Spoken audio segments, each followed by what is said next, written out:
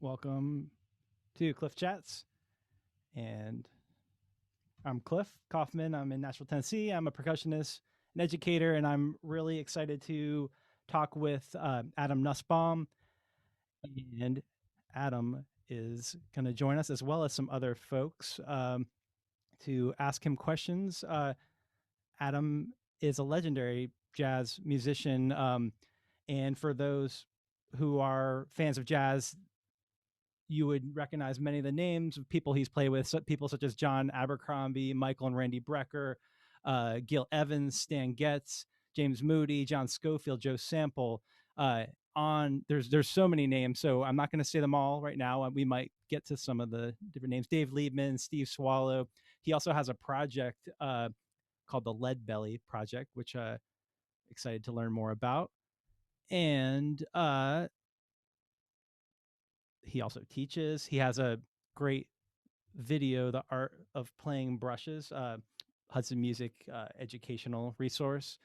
Works with Zildjian cymbals.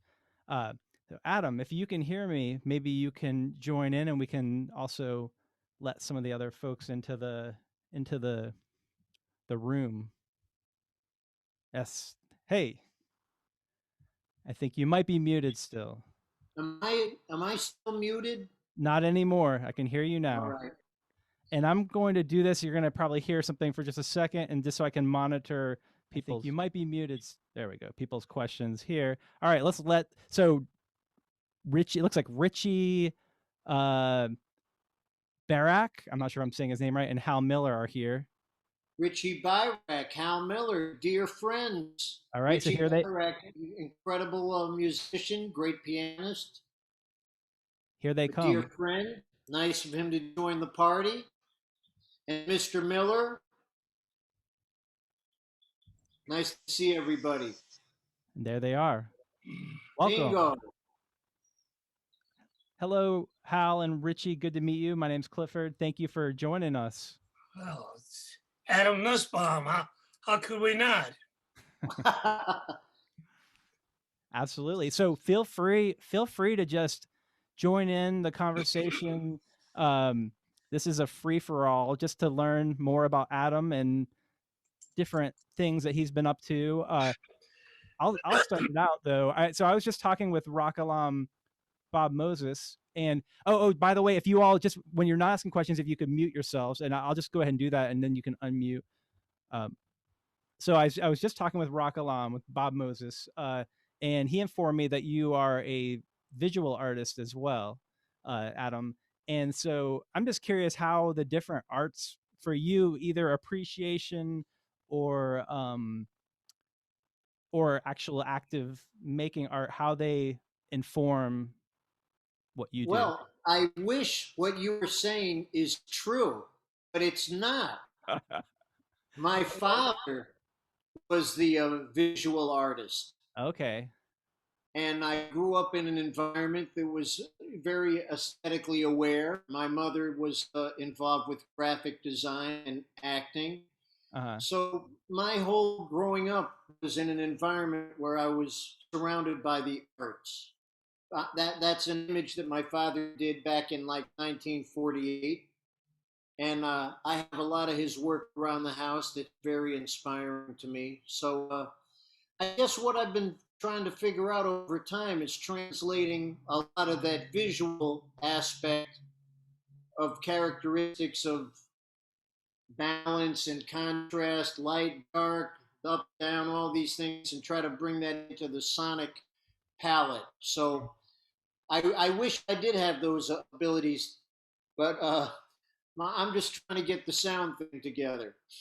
Well, how do you over the years, after giving that a lot of thought, how do other arts inform music for you? Well, I think great art is based on the balance of opposite characteristics somehow working in a harmonious or disharmonious fashion. I love that. The yin and yang of things. When you're looking at a great picture, there's ways that things are done with background and foreground, and the way the colors are, the lines, the textures, the shapes. Mm-hmm. I think that's something that, a musician tries to do sonically. And when we're playing, we're dealing with the whole context of responding and reacting to the subject matter and the other components that are involved. So you have to have an awareness of all those factors. Yeah. Hal and Richie, how do you know Adam? Oh man, these I know Richie Byrack from first hearing him with Stan Getz when he was playing with Stan's quartet with Dave Holland and Jack DeJohnette. And then I got to know Richie through Jeff Williams and Dave Liebman. And I was fortunate enough to be able to sit in with the band that they were in with Frank Tusa called Lookout Farm.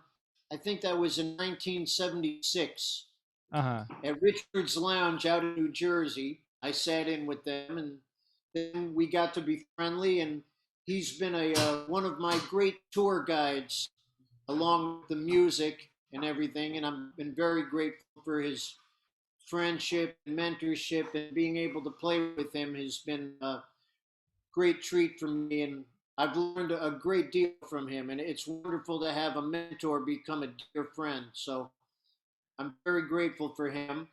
And Hal Miller, I've met over the years. He's if you can look in the background behind where Hal is, he has one of the world's largest collection of jazz videos. And he's a wonderful human being and been a very generous soul. And so consequently, these are people that have a special place in my heart, and I'm grateful for them. Yeah. And Hal's also worked in conjunction with musicians doing some biographies and things like that. He worked on the biography with Carlos Santana, and he recently worked with Joe LaBarbera doing a book about Joe's time with Bill Evans, which I think is coming out later this year, and I'm very curious to read that. I know Richie will be too, because he was friends with Bill as well. So, and don't forget our lovable Bob Belden. And that's right. We also had our dear friend that we had in common, Bob Belden. So this was another one of those forces to be reckoned with. And even though he's left the building, his spirit is alive and well. Richie, what is your first memory of Adam? He was a pain in the ass. He was 17 and he wanted to play and talk and like, let's hang out and, can I play? And of course we loved his energy. We were not that much older, maybe 10 years. But yeah, he could swing from the first note. It's like he was born, he popped out of his mother's womb, and he was already swinging on the cymbal. Perfect. Just locked in right away. Yeah. And unusual for a white Jewish boy. But really not anymore, because everything's everything. He was great, and we mentored him, and then we became friends, and now he's like my father. How's that? He has wisdom from another side. And yeah, we were very close friends, and we still are close friends. And I mean, there's no gigs in this fucking pandemic, and it's destroying the entire infrastructure that we had with tours in Europe and Japan and gigs in New York and teaching and workshops and recordings. It was 50 years worth. So none of that shit's really happening, or it's happening with this live streaming stuff, which is awful because nobody gets paid and there's no audience, and it's wrong. I mean, I understand why people do it, but because of the pandemic, one of the silver linings is that everybody's pretty much stuck in the house. At least I am here. So the computer is a way to communicate, and that's very important. Otherwise, you just go nuts from not playing. Mm-hmm. You know, we always had time off. Nobody works very much in January or February. You know, you worked in the summer, you worked in good weather. You're on tour for 3 weeks or 6 weeks. You came back, you had 3 weeks off or 2 months off. It was great. You could like talk to your old lady and see your parents and write some music. But this is a year of no gigs, and it's terrible. And the arts are suffering. And the club owners, they can't make any money because with this social distancing, they can only have 30 people in a hall that would hold 100. They can't make any money, so of course they can't pay you. Yeah. But it's very destructive. And what I'm afraid of is that, people are now used to this live stream on demand stuff, and why should they now go out and spend $30 each, get a babysitter, park the car, when they can sit at home and get it live streaming and sit in their pajamas and for half the cost? Of course, there'll always be people that want to come see and be there. Of course, that's the whole idea about jazz. It's one time. But I'm afraid that it's not going to come back as much. And also, I'm sorry to be such a drag, but no, people getting vaccinated. Everybody has to be vaccinated. There's 7 billion people to be vaccinated. Otherwise, I mean, you go into the Vanguard or a small club or the New Morning, and people are sitting next to you, and it's hot and it's the summer and they're breathing. There's no social distancing. And it's going to take a long time. Or get on a plane. There are no windows on a plane, right? So everybody, the guy next to you, I mean, he says he's going to be vaccinated. What? Okay, you just think about human nature, right? Anyway, but the silver lining is we get to communicate with the Zoom shit and FaceTime, and it's great. It's a lifeline. Definitely. So that's a positive thing. So I've been doing that with Adam. He's my tech teacher. He knows how to do everything. I'm basically Neanderthal in the cave with the fire. He helped you get on there, and that you can connect. I'm somewhat digitally challenged myself. I can just eke by. It's a whole world that I need to get a little bit more together. You need a haircut, and you know it. Easy now. Like I said to Cliff, we used to have a do, now we have a did. Now you have a don't. I was just saying that was the time for that. I had never heard that before. So what was mentoring a 17-year-old kid like? And like, so when are we talking about exactly, Adam? We're talking mid-late 70s. And so you sought out the musicians that you loved the way they played. You sought them out. Is that the case? These were some gentlemen that somehow welcomed me, and they heard my modicum of something back at that time, and they were older than me. They'd had more experience than me. They had played with all the people that I was aspiring to play with and had been inspired by. So being able to hang out with them, I was able to just be around them. And it wasn't only the music, it was also the sense of community.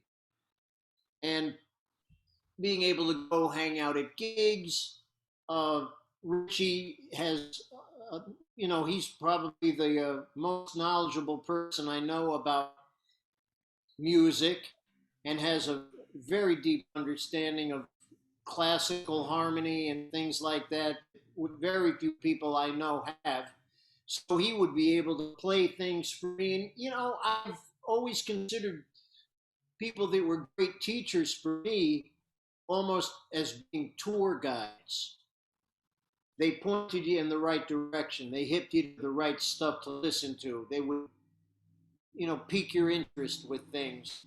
And that was something. And after that, I was able to play with Dave Liebman's band for about 3 years, and that was a great experience for me because I had heard Dave countless times playing with Elvin, Miles. I used to hear him up at a little joint in Port Chester, Connecticut called Rabson's. He used to play up there with a guitar player who was very well known in the kind of White Plains, Greenwich, Connecticut scene named Link Chamberlain. He was kind of a guitar guru. My dog is whining. I gotta bring him in. I hear that call. 1 second. Let us meet him. And Ted Warren commented. He said he saw some videos of Adam and let me. I'm not. Richie, how do you pronounce your last name? Byrack. Mr. Byrack playing duo online. I think they were playing on Green Dolphin Street. It would be amazing if they made a whole duo album together. Thank you. That was fun. And I'm back. Okay, I was just reading a comment from Ted Warren. Ask Adam about the duo thing. Let him work for a little bit. It's lazy. So there's a request. There's a request from Ted Warren for you two to record a duo album. Ah, there. Cosmo. Very cool. Ted Warren is a fantastic drummer, lives up in Canada. Thanks for tuning in, Ted. Yeah. So what and I apologize, Richie, what is your primary instrument? What is your main instrument? He's a great piano player, man. Piano, okay. And so I would love to hear the two of you as well. Have you recorded duo together? Not duo, but I have done several records with Richie over the years. We did a very nice trio record with Ron McClure. We did a great record that Richie had set up, a tribute to Chet Baker originally. That was with Randy Brecker, John Scofield, Michael Brecker, George Mraz. That was a lot of fun. We did some music that was associated with Chet. Half of the record was in the studio, and the other half of the record was also in the studio, but with an invited audience. And Richie and I have been on quite a few record dates with Ron McClure, with Randy Brecker, John Abercrombie. We recently went to China with a wonderful young tenor saxophonist named Gao Yang Li. We played with Conrad Herwig, trombonist. We've been able to convene on the bandstand on numerous occasions. And for me, Richie's one of those great compers. Besides being a great soloist, he really knows how to work inside a rhythm section. And for me, that's one of the great gifts when you're playing behind a soloist, is to have a piano player who knows how to get inside it and knows how to react, respond, instigate, and do it in a sensitive manner, and knows well how to take charge. When somebody knows how to get in there and inspire the rest of the group. That to me seems to be an art these days that seems to be really diminishing. People that know how to accompany. Because I've noticed this with so many of the young talents that are coming out of schools. These kids, they can solo their asses off, but they don't know how to accompany. And that's something that generally has to be done on the bandstand. It has to be done in the moment. And it generally gets together when you're playing with people who are better than you.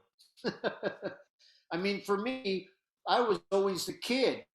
So I was always fortunate to be getting, to put the term lightly, getting my ass kicked by the elders. And I think it's the best way really to learn, because what you learn in school is one thing, But that's all theoretical information.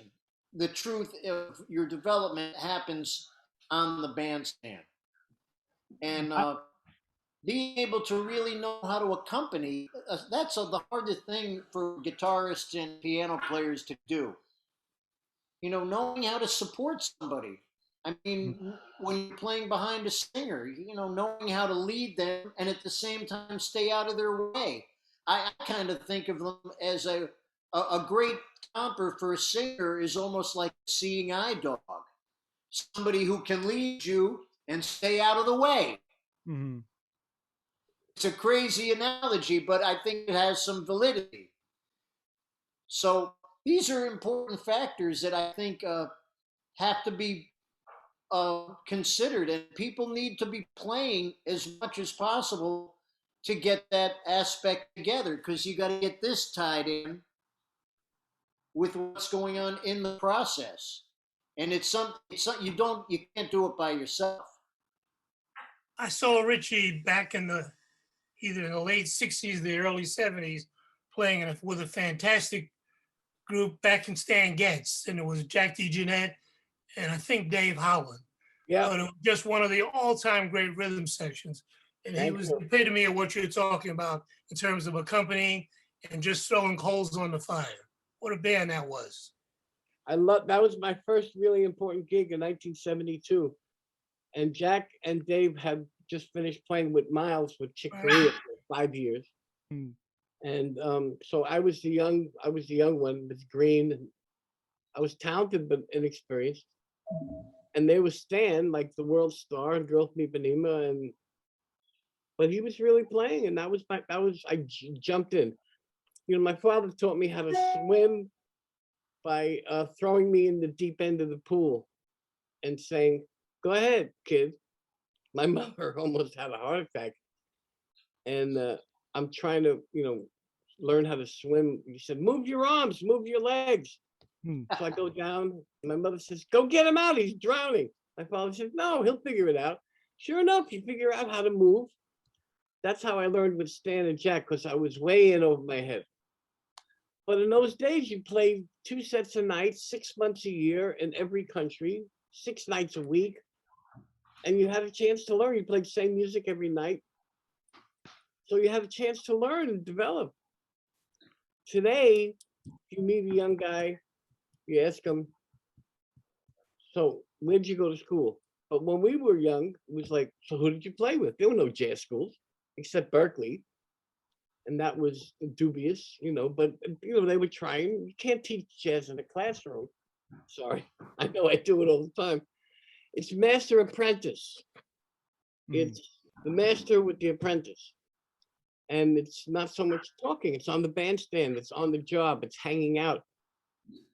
Look, when you're on tour, you only play 2 hours a night. That gives you 22 hours. What are you going to do?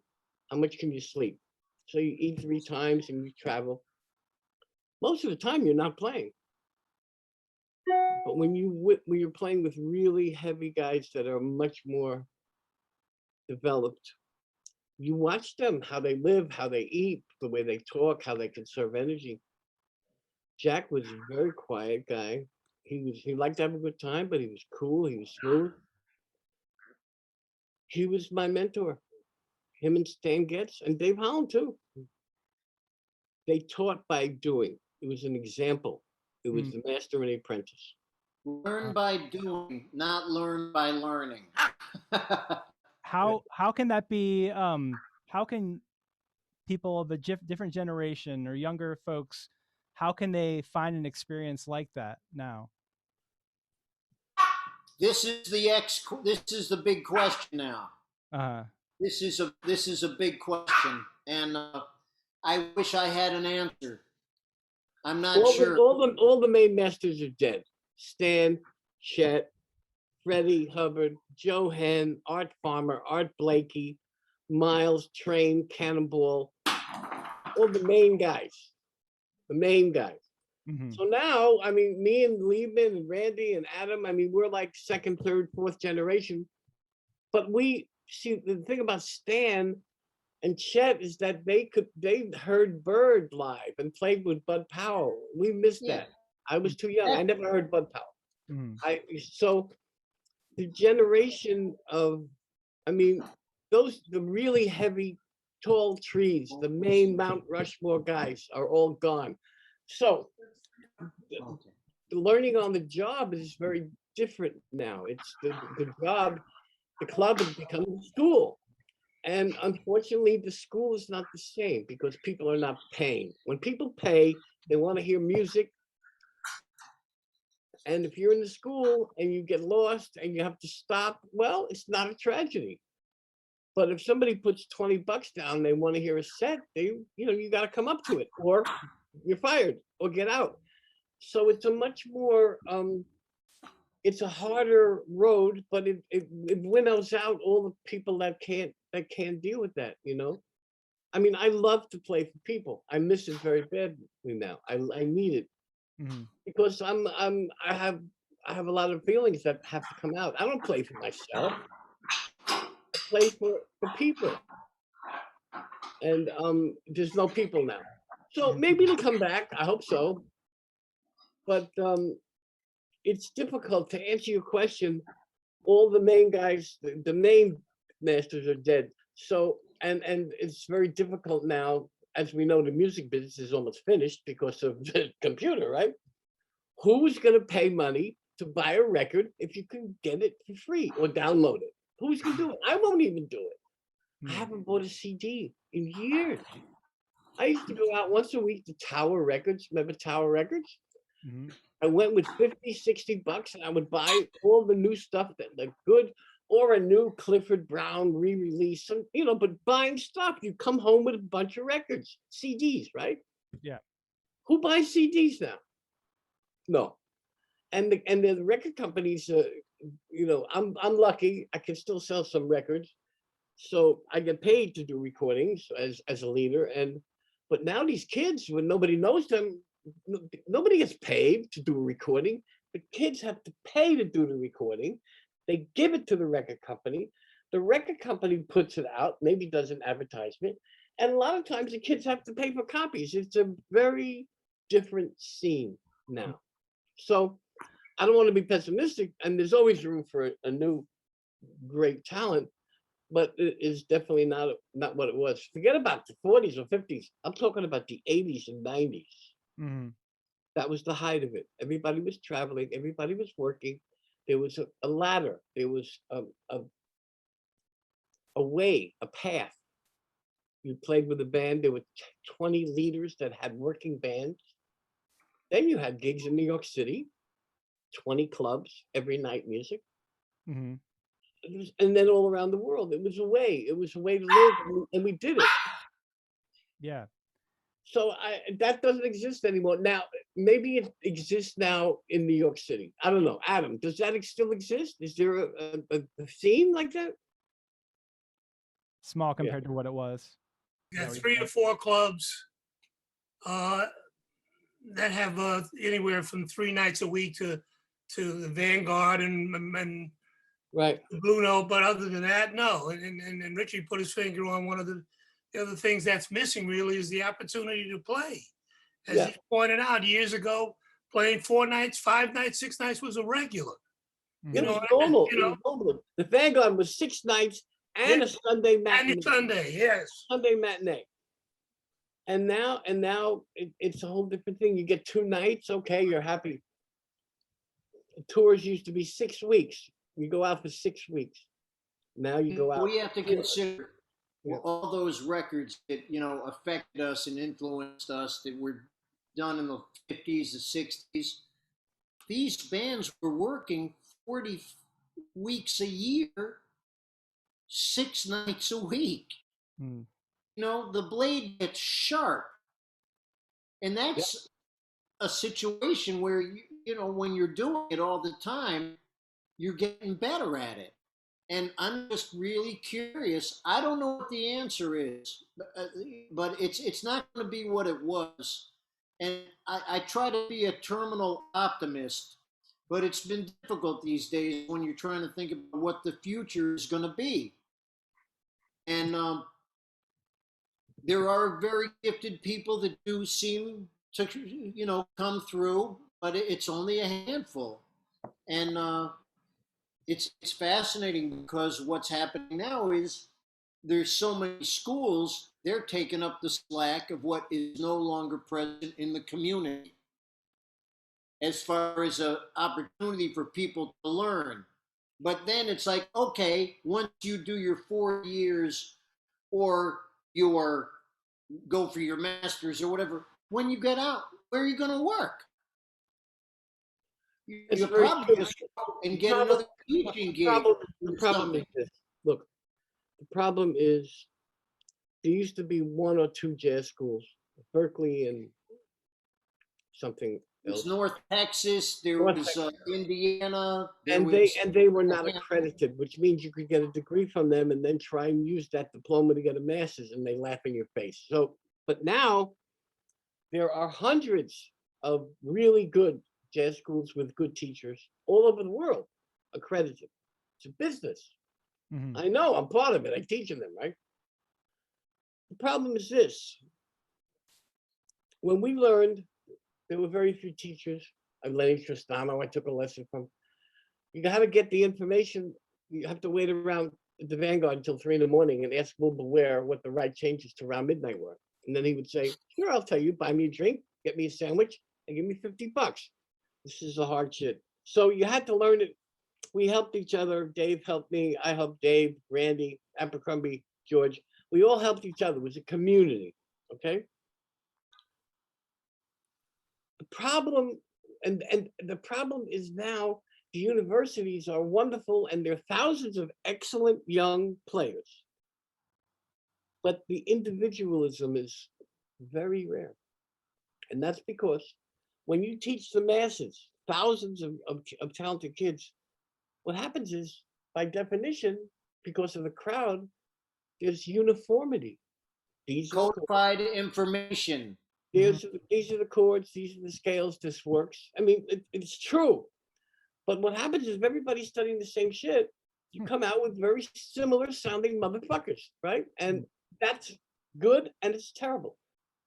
It's good because you have more competence, you have more excellent players. It's terrible because jazz is about the individual. Hey, who's that? Oh, that's Stan, 2 notes. That's Chet, that's Bill Evans, that's Lieb, that's Adam. That's not happening very much anymore. Of course, you can hear Brad Meldau and Kenny Kirkland, Chris Potter. But in general, the uniformity of the educational system, as good as it is to broaden out the thousands of people, you don't have the individuality. It's just mathematics. It's not bad or good. It's just the way it is. So you have fewer individuals. That means, and when people want to go to hear music, they want to hear them. When you go to hear classical music, you want the composer. You want to hear Beethoven or Chopin. Of course, you want to hear an interpretation, but it's the music. You know what's coming. You know the Beethoven sonatas. It's fantastic. When you go hear a jazz player, you want to hear him. You want to hear Adam. How does he play solo?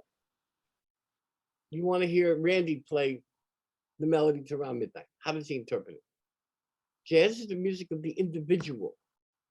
And you don't train individuals in universities. They teach uniformity because they have to. Now a real innovator, a real motherfucker will survive and come out no matter what. But when you look at the numbers, there used to be much fewer jazz players, but there were more individuals, in my opinion. So sort of related to that. He said everything I was going to say. Thank you, Richard. Yeah, because I'm older. So you said that Adam had all the wisdom, but that's not exactly true. He's got some of the wisdom. When he grows up and gets a haircut, he'll maybe be able to play better. So now, for someone who does want to learn to play improvised music, does it matter if they're in New York City or? Of course it matters, because you have to look. Jazz is a social music. Unless you want to play solo piano or solo guitar, that's fine, but it's no fun. The fun is with other people. The fun is with other people in front of other people, right? So You got to go where the people are. Okay, I mean, there's 20 million people in Mexico City, but I'm saying New York City is still the center all of fashion and money and this and jazz. Berlin is center too. San Francisco, maybe Boston. You got to go to a big city so you will have the opportunity to play with as many good players as you can. If you're in Podunk or Billings or in Albuquerque, I mean, it's a great place to live, but you need 3 bass players, 4 drummers, saxophone players, not just one or none. So to me, if you really want to play jazz and you live in a small town, get to a big city. If you really so you're not saying just New York, you're saying a big city. New York is the best because it has the most. But Paris is great too. Berlin is happening. Munich has something.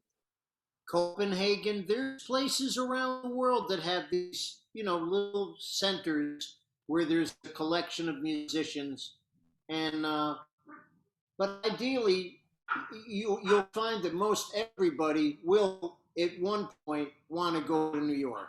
It's like you want to jump in the deep water. You want to see if you can swim with the sharks and not just be the big fish in a little pond. And for me, being in New York, it's like you make your bones in New York.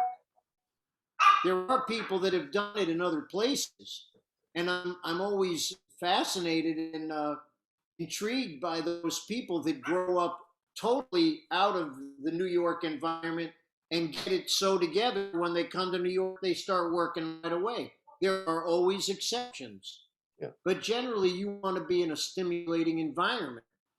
And I think it's great to have the balance of being able to play with your friends and your colleagues and people that are of your age group, so you can have fun and play around. But then it's also great to be with the elders. And I think it's important to have these the balance of these opportunities to further develop your skills. And it's really tragic. It's tragic and it's great because the music is not dying. There's more talent around and more options. Just you've got to play. Look, if a painter or a poet, they can sit in their house all day with their bathrobe on, make their paintings. They don't have to talk to people. They need one guy. They need a dealer who will go in between and sell to the exhibitions or privately. It's a solitary existence. You write alone. You paint alone. Okay? Jazz, you have to play with people in front of other people. Okay? And this requires some social skills. It requires people to play with. It's tough. Look, why do you think there are so few really great jazz musicians compared to how many great young classical musicians there are all over the world? I mean, there may be thousands of wonderful jazz players, but there are millions of great classical players. Why? Because the music, classical music is written. It's about the composer. We know what's coming, and the people want to hear that. There's more opportunities. It's older. It's 500 years old. Jazz is 150 years old. We have to make up the content. We have to make up the content. It's more pressure you have to be a spontaneous composer and have your business together. So, I mean, I hope the music survives and flourishes, but I have my doubts about it. And I wanted to welcome Aaron Russell. Thanks for joining us, Aaron. Hey, thanks for having me. Adam was kind enough to send me an invite. I'm been lucky enough to be in a drum hang Zoom with him, and so this is just a byproduct of that. So yeah, it's been wonderful to get to know him, and yeah, I'm glad to be here and listen and learn, and yeah, thanks for having me. Likewise. Well, thanks for joining us. And for everybody, what do you all think of the video making, the collaboration where somebody plays with somebody already played something and they make a video where they collaborate? or where they play something to what that person already played, or just the people using video for music now and getting it out that way. What do you all think of that? It's a joke. It's not viable. It will not last. It goes below the quality of excellence because you must be in the same room to create something with someone, in my opinion. And also, there's a basic technical delay. There's a delay of 1 second. How are you going to play with someone that's got a delay on it? Very difficult. If it's live, if you're playing live, I'm talking about. I've seen some collaborations that I've found interesting where somebody had a video of something they played, and they then make a video where they're playing. So they make a video where they're playing, and it seems as if you're playing at the same time with this person, even though it's not. Adam, I was just asking about everybody's thoughts on. Not for me. Not for me. Thoughts on these collaborations, video collaborations, where so it could be something someone played 30 years ago with someone playing currently.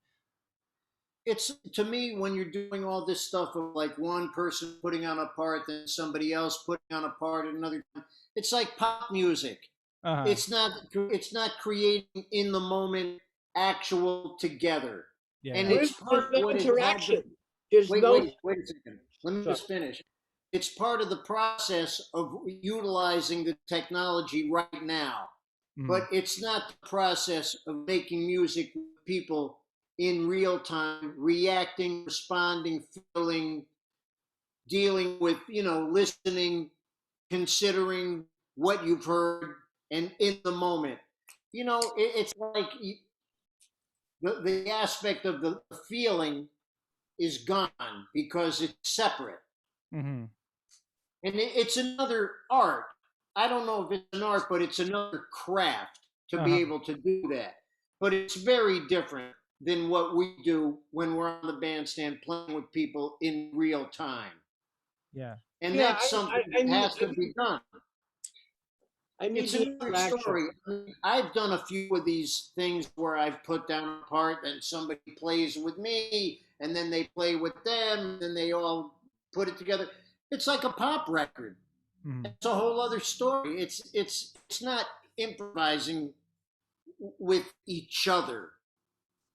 Maybe the last guy who's going to blow over the track gets to improvise over everything else. But it's like when I'm home now and I'm not playing with people, I'll put on some recordings of like Nat Cole or recordings with no drums, and I'm playing with them just to get loose and to have something going on, but they're not listening to me.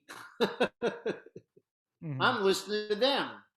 And I'm just kind of, keeping whatever it is loose, and I'm just trying to keep all the seals and all the fittings oiled and greased so when I have a gig, I can get up there. But the other thing is, unless you're connecting your ear to everything that's going on in the moment, you're missing out on something. Because it's not just about this or running what this is, it's how you're listening, reacting, and responding in real time, in the moment, where everybody is dealing with the common subject, being the tune or whatever. Everybody's listening to one another, responding, reacting. These are all important aspects of what's got to be done. I think I got to take the little pup right out. So I'm hearing that cry. So please forgive me for running out. I'll be right back. But I know my constituent, Mr. Byrack, he just split. Okay. So Cosmo's got to go. Come right back when you can. Cosmo is Adam's dog. I think we're safe. I think we're safe for now. I was watching the signs. I have to be careful, but I know Richie is very passionate about this stuff, and I think he brought up a lot of valid points. Things that have been in my head as well, and I think it's questions you were asking are very valid, and I wish I knew what the answer is. But like that old Duke Ellington song, things ain't what they used to be. Well, so he had mentioned that you were swinging at 17. It was actually Mercer Ellington. Thank you, Professor Miller. I am corrected. you had mentioned Adam, he had mentioned that you were swinging at 17. Was that because you had already played a lot? You grew up playing rock and doing, other music. Is that why you could already swing? Like, what was it that gave you that ability?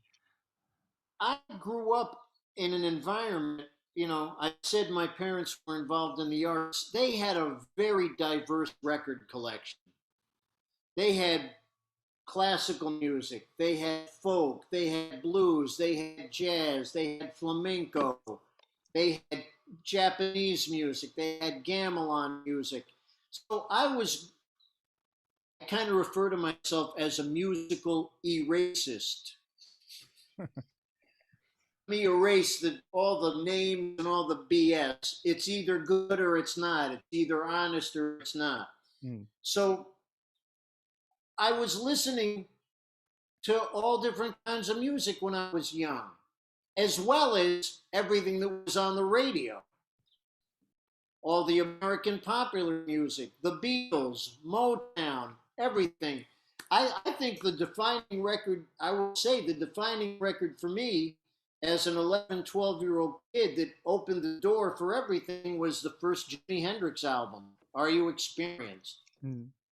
I heard that record, and we have to also remember the time that this was, 1966, 67, 68. This was a heavy time.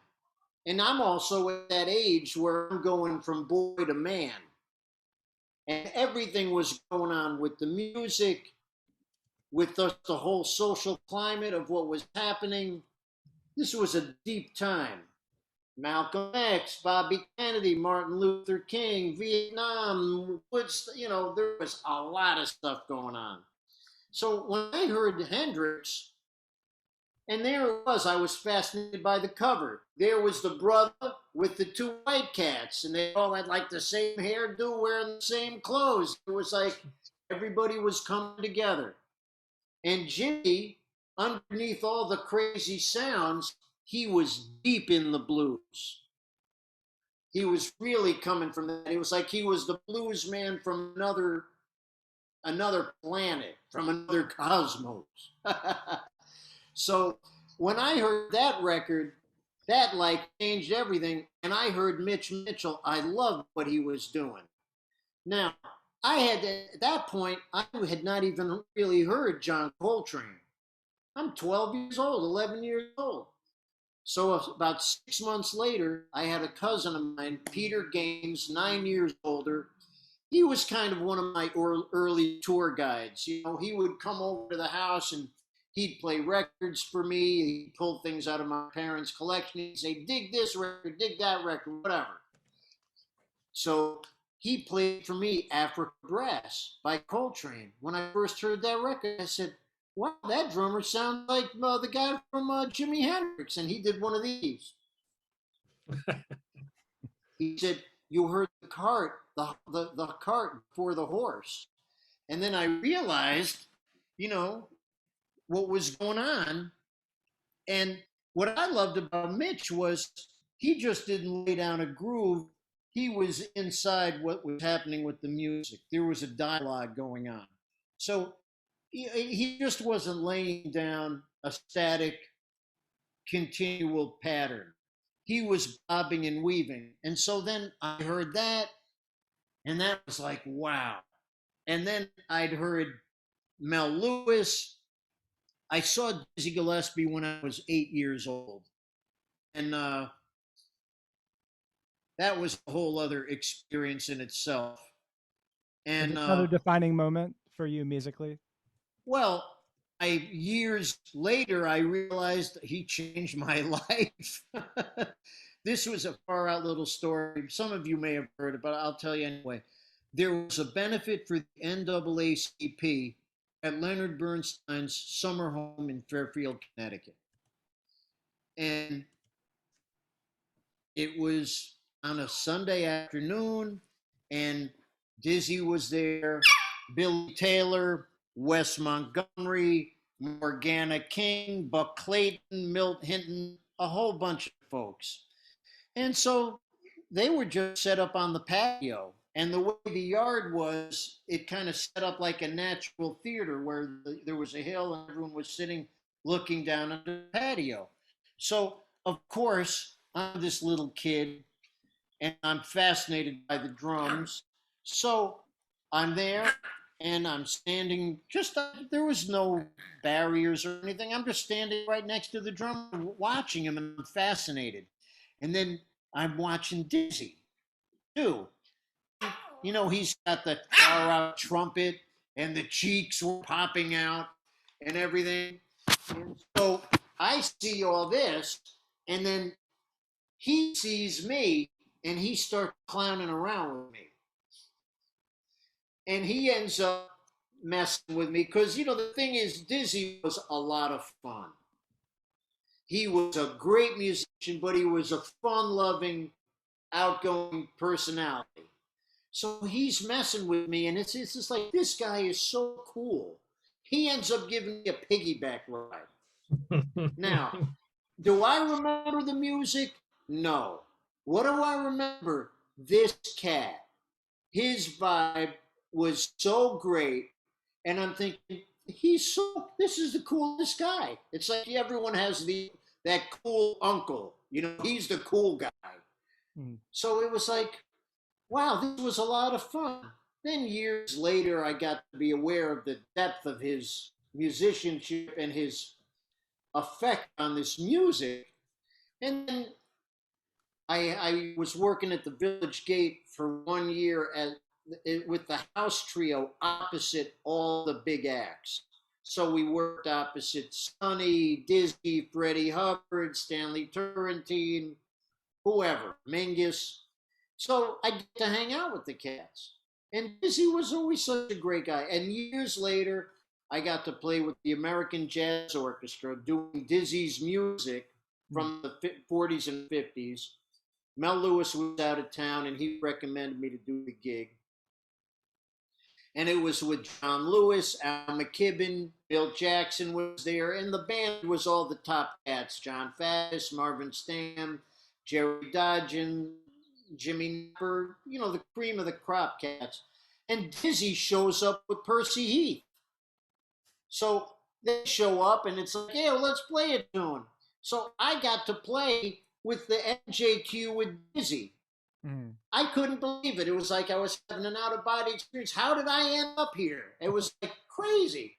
And the sweetest thing for me, looking back at it, is my father was at the gig. So it was kind of like a full circle thing. He had brought me when I was a little boy, and then years later. And it was very sweet. And I just remember how generous Dizzy was. He was a very good cat, man. And then getting to play with James Moody for many years, and he was the same as Dizzy. These guys were great musicians.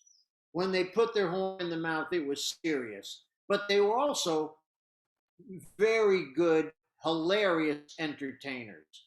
So if you went to a gig to hear Dizzy or Moody and you knew nothing about music, you'd have a very nice time because they put on a nice show.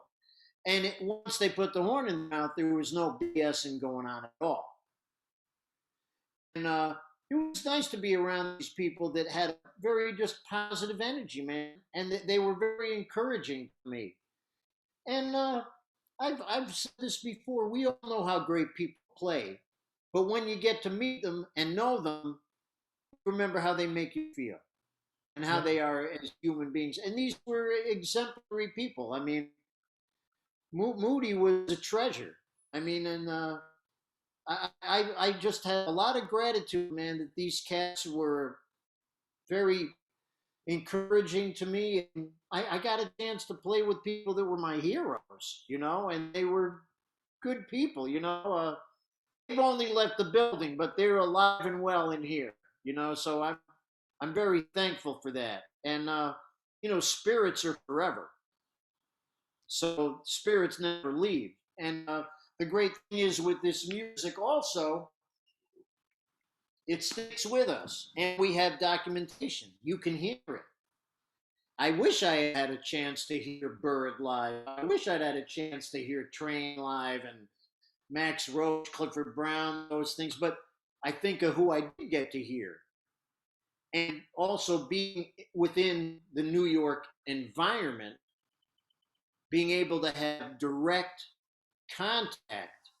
I mean, like Rocklam, he's about the same age as Richie. They know each other for a zillion years going back.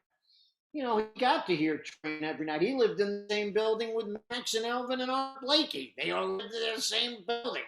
I mean, you know, the spirits in the air. If he couldn't play, there'd be a problem with all the spirits that were in that building, you know? Yeah. And he's maintained an incredible path with what he's done as well. So there's something about being in the room and feeling the air moving and the vibrations that's you can't substitute that. I mean, it's wonderful now that we have the technology and it brings it in, but nothing like direct contact, because it's something that goes into your whole being. You feel it. Mind, body, smell, hear, every sense is being informed by being in the room with the sound. And it's, you know, learning to, when you hear all these great musicians and you hear how they create their sound with drummers, how they touch the instrument, how they learn how to finesse it, not just hit it, not bang it, not kick it. It's not a kick drum. It's a bass drum. You know, you don't kick it. You got to learn how to play these things. I mean, this is all stuff that, I mean, I still have the love and enthusiasm like when I was a kid. I still love this music. It still excites me. I was so thrilled when I'd get records. I'd read the liner notes. I'd study. My feeling is, if you're into something, you got to do some research. You got to dig under the rock. And it takes time to do that.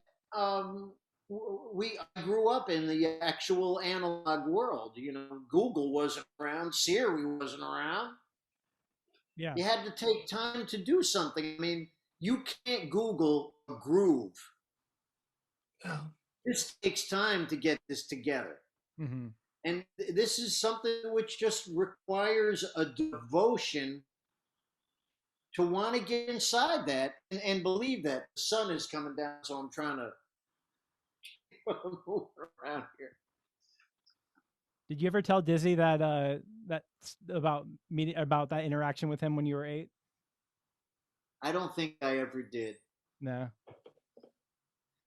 That's cool. You got to interact with him after the fact as a professional too. Oh, and you know, I would see him all the time at different, you know, you'd see a cat at festivals, and then, you know, you'd be staying at a hotel and you'd see him and he'd say, man, I'd be going to have breakfast. I'd go to sit down. He'd say, come on over, sit down. You know, he was just such a warm spirit, man. And these people that encourage you and just through kindness, it's like, you know, I think when, you know, you think of people like that, it's like you do unto others as you want done unto you, man. Golden rule. And I just wish more of that could happen here in the world, where people could just try to live in more harmony, and we're all God's children here. So, yeah. I really appreciate you talking with me and inviting friends to talk as well. I think it really got me thinking about some things, you know, because I've been excited about the potential with technology, but there is that human element that in the community that is, you can't really replace, being, like you're saying, being in the same room. So thank you for sharing that. And I'm glad that Mr. Barak, Richie Barak. Yeah, I appreciate him joining and imparting some wisdom as well. And there's a great record that he did with Stan Getz with Dave and Jack live at the Left Bank. Live at the Left Bank. The Left Bank was a jazz society down in Baltimore. And they used to have concerts at a place called the Famous Ballroom down there. And they would do Sunday afternoon matinees. And Baltimore has they have a history of some, and a lineage of some great musicians that came out of Baltimore. I mean, people I know of now who are from there, Dennis Chambers is from there. Gary Granger is from there. Gary Thomas. Gary Thomas is from down there, right? One of the great piano players, Albert Daly, was from Baltimore. Another tenor player, Dave Hubbard. There was Harold White, the drummer, was from down there. But they used to do. Chick Webb. Was Chick from Baltimore too? I think he was Baltimore too. Yeah. Wow. So. And Chick, for anyone who's tuning in who's not familiar with Chick Webb, he's one of the original jazz drummers, one of the early jazz drummers. I mean, Chick Webb, all the cats that saw, everybody that talks about him, man, Joe Jones used to talk about him, Buddy Rich, Gene Krupa. And this guy was a force, an incredible force. He helped to discover Ella Fitzgerald. Right. And he had a band that was kind of like the house band at the Savoy Ballroom. And other bands would go in there, Duke, Basie, Ellington, Jimmy Lunsford, Benny Goodman, whatever. And basically Chick Webb's band used to just, kick these cats in the ass. Right. Yeah. And there's some incredible recordings of him, some live recordings from 1939 from the Southlands Ballroom up in Boston, 1938-39. On fire, man. I remember one night I'm driving in my car and I was listening to WBGO, that's the big jazz station up in Newark. And one night I'm driving and the reception is going in and out and I'm hearing this track and it's like, wow, this is great. And I finally pulled over because I had to pull over just so I could listen to it. And then I found out, and then when it was done, I didn't know. So I called up the radio station. It was Kenny Washington, the drummer, had his show at that time. And Kenny's a serious, he's known as the jazz maniac, and he's a real authority on the history of everything. I called up, I said, Kenny, it's Nussbaum. What the hell was that, man? That was ridiculous. He goes, man, you fool, don't you know? That's Chick Webb, man. And I go, what record is that? What is that? Because it was just on fire, man. Say the name of the record again, please. It was Chick Webb, 1939. It came out on a Swedish label called TAX, Tax Records. And it came from a radio broadcast. They used to broadcast the bands playing from different venues. That's how John Hammond heard Count Basie in Kansas City. They used to broadcast it. They were doing it up until the 70s. I mean, some of the most incredible recordings of Coltrane come from Portraits in Jazz, WABC-FM, Alan Grant, Portraits in Jazz, live from the half note. All those great air checks of Charlie Parker and everything from, live from the Royal Roast tonight or live from Birdland. And those early ones also came at a time when radio had clear channel. So that a radio station you could hear in New York and you could hear in Chicago. You could listen to Sid McCoy. Remember that? Real McCoy. Sid McCoy. Right. Are you saying because there was a bunch of guys out in Chicago? There was different people that were real, champions of music and helped to do things like that.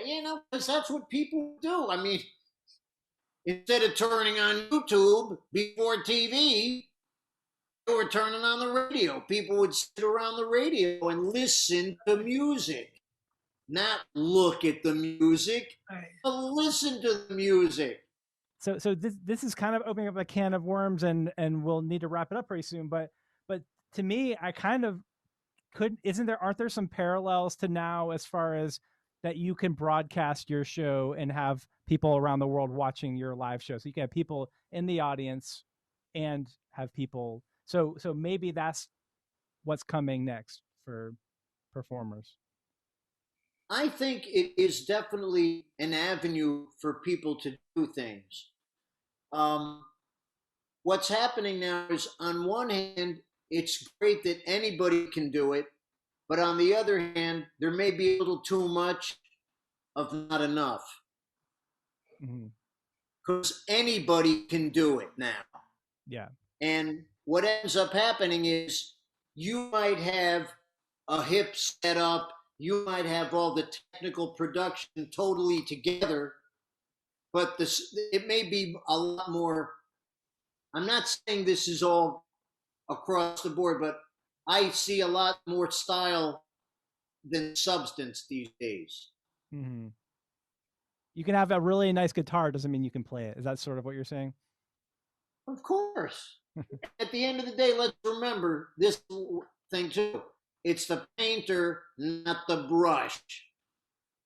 Mm-hmm. So you have to consider what's happening now. It used to be, if you wanted to get your music out there, you had to really be good.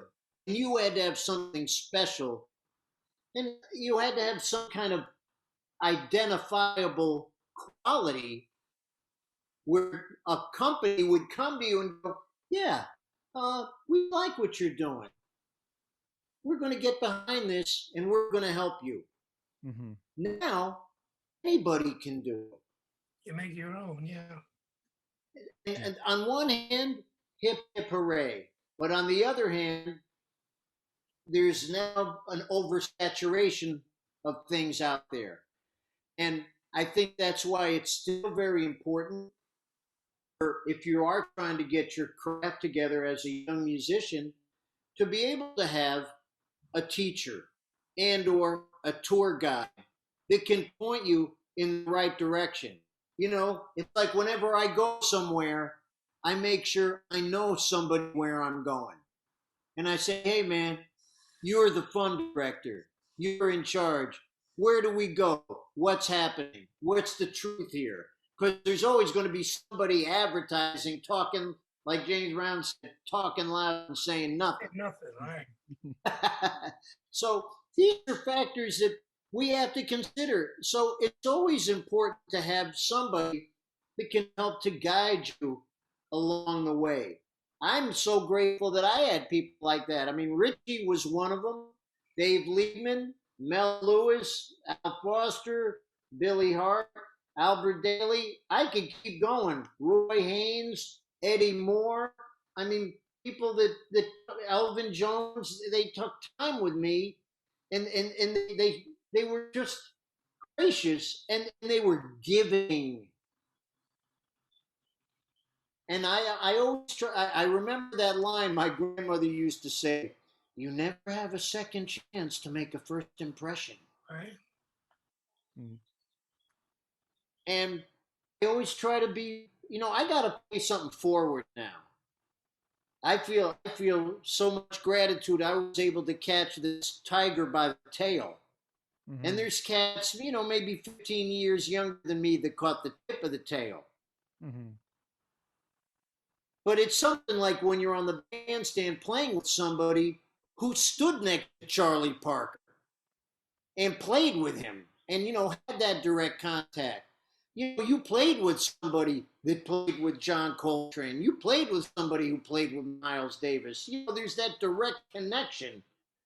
Mm-hmm. And, you know, you just try to play with that and hope that some of that can just seep in. Rub off, yeah. And so we have to try to do it and try to pass things on to people. And I just hope that, you know, the youngsters will get out there and just seek out some of the elders. You know, let them know you want to play with them. Mm-hmm. I was never shy about that. I remember when I first, when I got into New York, Gil Evans wasn't working for a while. And I remember seeing his wife at a gig. She had come down to hear me with somebody. And I said, Anita, please let Gil know if he puts something together, I would love to play with him. Mm-hmm. Band leaders want to know that you want to be there. Mm-hmm. Put it out there. Because they know that you're interested. You want to do this. You know, this is somebody whose music resonated deeply with me. And being around somebody like Gil, who is such an open spirit and wanted to just continue looking, was very inspirational. I could see why him and Miles were such kindred spirits, because it's like once they did something, it's like, been there, done that, next. Mm-hmm. You know, having that wisdom, but still having that curiosity. And I think that's something that I've found in most of the great musicians that I've been able to be around. The wisdom of experience, but they're still looking.